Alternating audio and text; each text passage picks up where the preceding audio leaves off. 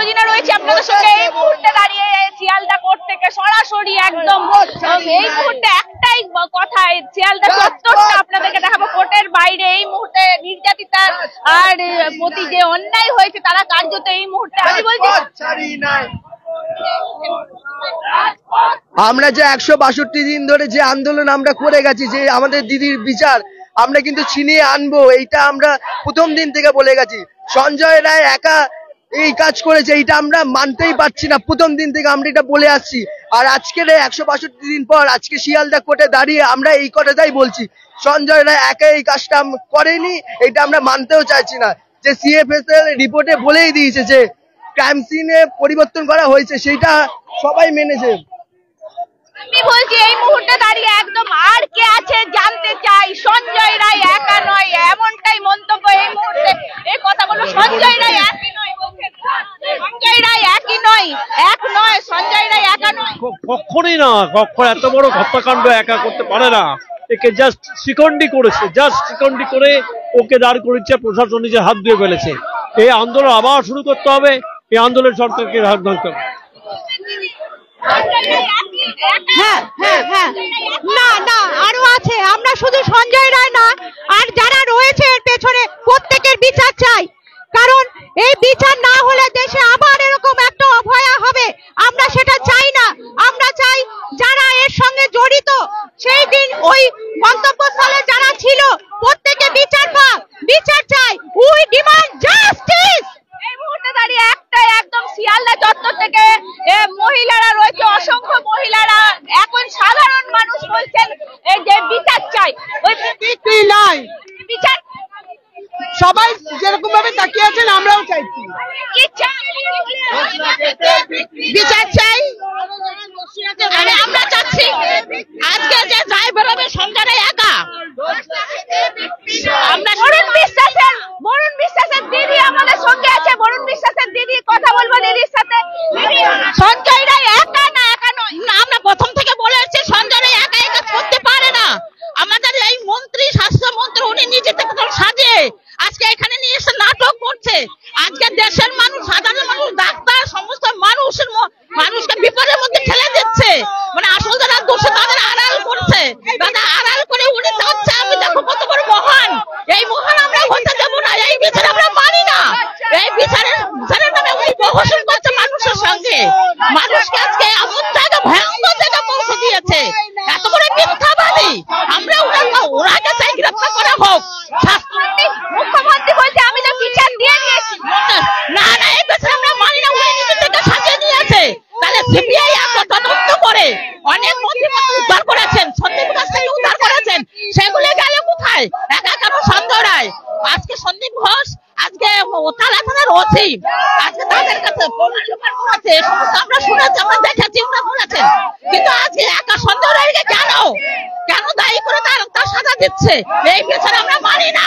যারা পক্ষে তাদের সাথে সাজা পায়, মুখ্যমন্ত্রী পদত্যাগ চাই, মুখ্যমন্ত্রীকে গ্রেফতার করা, ওনাকে জানানো সঞ্জয় রায় কি করে তিনতলায়। একটা কথা এই মুহূর্তে দাঁড়িয়ে সবাই আছে, ওই যে সঞ্জয় রায়ের ফাঁসি হয়ে গেলে আপনারা কি আন্দোলন বন্ধ করেন? না না না না,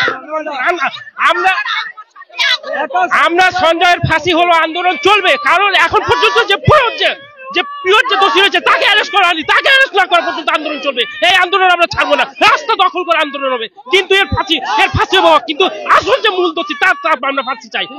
মূল দোষীকে চাই। এই মুহূর্তে দাঁড়িয়ে শিয়ালদা চত্বর থেকে একটা, এই মুহূর্তে বিহার বিচার নাকি প্রহসন, এই মুহূর্তে একটাই। আমি এসছি কলকাতাতেই থাকি।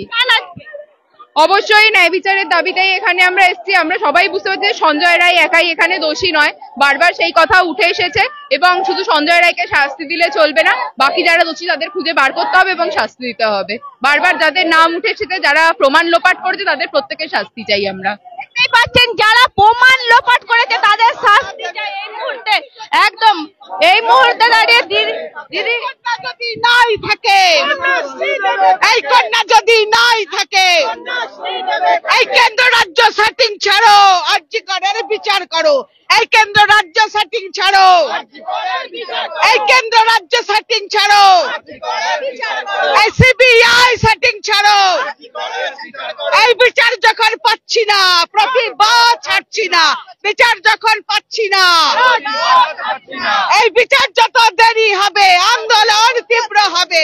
এই বিচার যত দেরি হবে, এই বিচার যত দেরি হবে।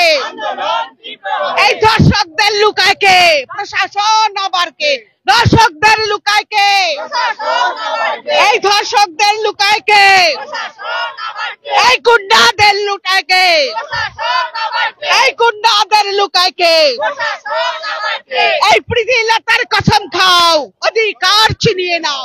এই প্রীতিলতার কসম খাও, এই মাতঙ্গিনীর কসম খাও।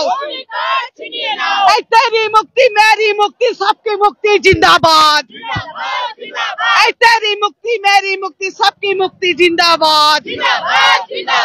এই বিচার নাকি প্রহসন, এই বিচার নাকি প্রহসন। এই তোমার স্বর আমার স্বর, এই তোমার স্বর আমার স্বর। এই বাংলায় উঠেছে ঝড়, এই প্রীতিলতার এই মাটিতে ধর্ষকদের ঠাঁই নাই। এই ঘড়ির কাঁটাতে এখন 2:43। আমরা প্রত্যেকেই জানি 2:30টার সময় ঠিক রায় ঘোষণা, ঠিক করছে এই মুহূর্তে শিয়ালদায় মানুষ। একদম অভয়া মঞ্চের তরফ থেকে দেখা যাচ্ছে অসংখ্য মানুষ এসেছে এই মুহূর্তে দাঁড়িয়ে। দেখতেই পাচ্ছেন তারা বিচার চাই, একটাই দাবি। আমি একটু কথা বলার চেষ্টা করবো।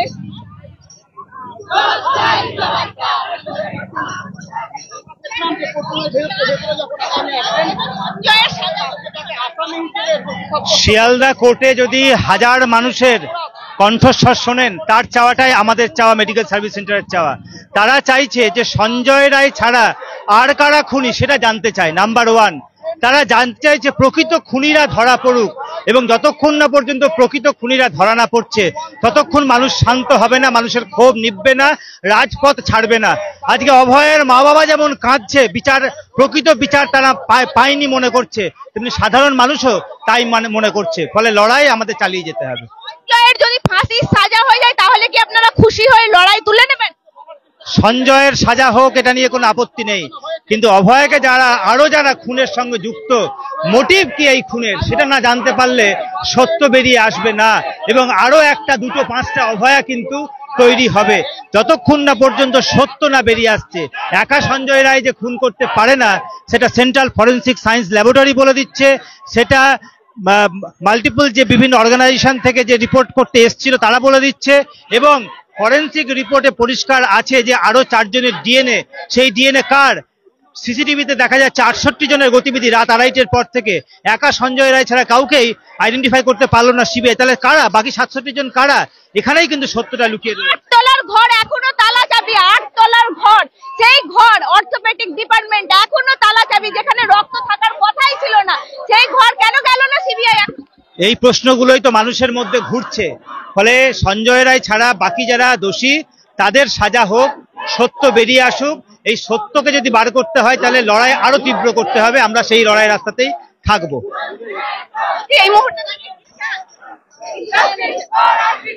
আমি কোর্টরুমের ভেতরে ছিলাম এবং টোটাল বিচার প্রক্রিয়া আমি নিজে স্বচক্ষে শুনেছি। আমরা West Bengal junior doctors front থেকে এই বিচার প্রক্রিয়ার অতি দ্রুততা কামনা করছি, এবং আজকে আমাদের আশা প্রত্যাশা ছিল যে তার বিরুদ্ধে নয় এবং এর সঙ্গে যারা জড়িত তাদের অনেককেই দোষী সাব্যস্ত ঘোষণা করা হবে। কিন্তু আমরা দেখলাম জজ সাহেব প্রাথমিকভাবে সঞ্জয় রায়কে দোষী সাব্যস্ত ঘোষণা করেছেন ভারতীয় দণ্ডবিধির বিএনএস 64, 66 এবং 106, 103 charge rape, murder and sexual harassment, এবং তার বিরুদ্ধে সর্বোচ্চ শাস্তি হতে পারে মৃত্যুদণ্ড, যাবজ্জীবন কারাদণ্ড এবং 25 বছর শাস্তি। এই শাস্তিগুলো ওনাকে শোনানো হয়েছে, এবং আগামী সোমবারে তার বিরুদ্ধে কি দোষী সাব্যস্ত করে তার বিরুদ্ধে শেষ পর্যন্ত কি শাস্তি ঘোষণা করা হবে এই মর্মে বিচারক সোমবারের দিন তাকে সময় দিয়েছেন, এবং তাকে এটাও বলা হয়েছে যে এই সাজাগুলোর মধ্যে উনি কোনটা তিনি নিজেকে স্বীকার করতে চাইছেন। এই মর্মে সঞ্জয় রায় নিজেকে নির্দোষ বলে আবার ঘোষণা করেন। বিচারক বলেন এই প্রক্রিয়া অনেকদিন আগে শেষ হয়ে গেছে, কিন্তু সঞ্জয় রায় বারবার বলেন যে ওনাকে ফাঁসানো হয়েছে। আমরা বিচার বিভাগের কাছে আশা প্রত্যাশা করছি যে এই প্রক্রিয়ার সাথে যতজন দোষী আছে সকলকে দোষী সাব্যস্ত করে তাদের বিরুদ্ধে শাস্তি।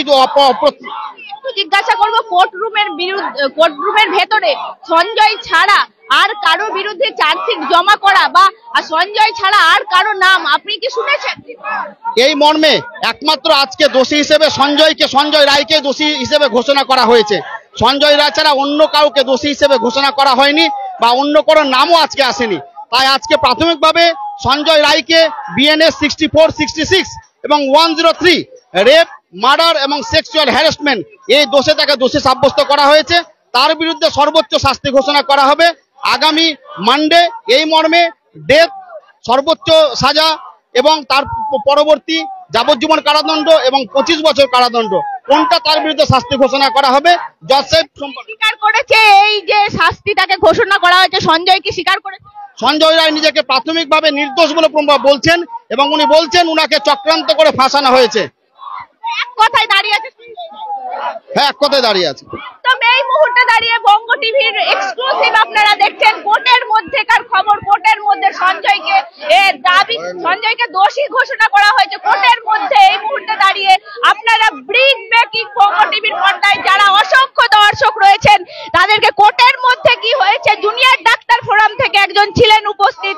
এই মুহূর্তে দাঁড়িয়ে একদম বলছেন যে খুন ধর্ষণ মামলায় সঞ্জয় রায়কে দোষী সাব্যস্ত করা হয়েছে, যেটা সঞ্জয় রায়কে প্রাথমিকভাবে সঞ্জয় রায় মেনে নেয়নি। এই মুহূর্তে দাঁড়িয়ে একদম দেখা যাচ্ছে সঞ্জয় রায়কে দোষী সাব্যস্ত ঘোষণা করা হয়েছে জুনিয়র ডাক্তার ফোরাম থেকে, যা তিনি কোর্টের মধ্যে শুনেছেন। এই মুহূর্তে দাঁড়িয়ে সঞ্জয় রায়কে একদম তার সাজা যেটা হচ্ছে সেটাও তাকে শোনানো হয়েছে। সঞ্জয় রায় প্রাথমিকভাবে তিনি নিজেকে আগেও নির্দোষ বলেছেন, এখনো নির্দোষ বলছেন এবং এই সঞ্জয় রায়ের পরবর্তী সাজা ঘোষণার দিন সোমবার তার সাজা ঘোষণা হবে। তাকে মৃত্যুদণ্ড দেওয়া হবে না 25 বছরের জেল দেওয়া হবে, সেটাই।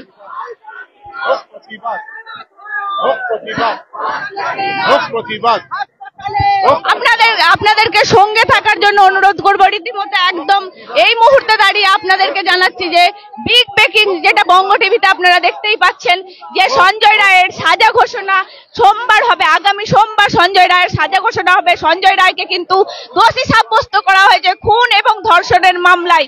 এই মুহূর্তে দাঁড়িয়ে বিগ ব্রেকিং বঙ্গ টিভিতে দেখতে পাচ্ছেন।